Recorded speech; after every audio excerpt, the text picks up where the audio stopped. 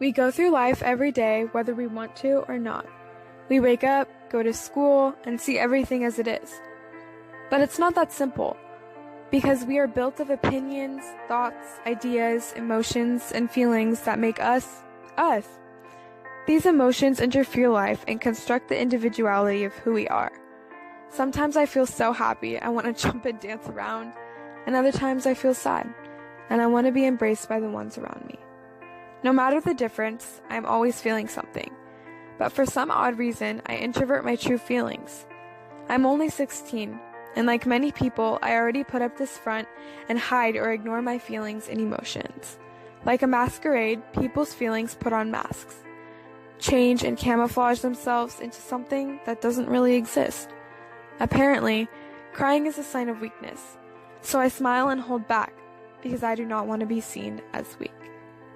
Most of the time, I go through my day smiling and laughing, and it is not until when I am completely alone that the mask can no longer stay on. Other times, I'm completely overjoyed, so antsy I might fall out of my seat. But I neglect to share why I'm so happy. Maybe it's because I'm scared of judgment, or fear because I don't want to stick out. But whatever the reason may be, people hold back. And as a person who feels, I understand this unexplainable phenomenon that is like a roller coaster of wishes and whirls that lead us down this bumpy path of feels. I know it's not easy to make yourself vulnerable to the world, but if we don't publicly feel, who are we? Where do these feelings go? And most importantly, who do we become? When people are born, the first emotion expressed is tears. But why is it a baby cries when he or she is born? As each of us grow up, we experience life with a group of feelings known as emotions. These emotions are used to express our reactions towards things, whether that is to laugh, smile, cope, cry, or even yell. We are given these emotions as a backboard to support us and our needs, to guide us through life and influence the way we think and behave. They are here to enhance the voice in you. But then why is it we shut these feelings out? Why is it a person says, "I'm fine," when they really aren't fine? Does a baby cry when it is born because of the shock of birth, or because it cannot express its needs to someone who understands? We go from being a baby that struggles with expression of self-needs to being able to speak and share those feelings, and then not talking again. But even worse, our emotion and feeling are shut out and begin to wither away. So then what? Earlier, I said it's not easy to make yourself vulnerable to the world. And yes, life will never be perfect, and there will never not be a day that someone won't judge you, no matter if you hide your feelings and who you are, or you shout them from the rooftops. So then why? Why hide the you that was created to feel differently? We can go through life one of two ways, neither of which are easy, because at some point in your life you will experience emotion, feeling, or thought you might not understand.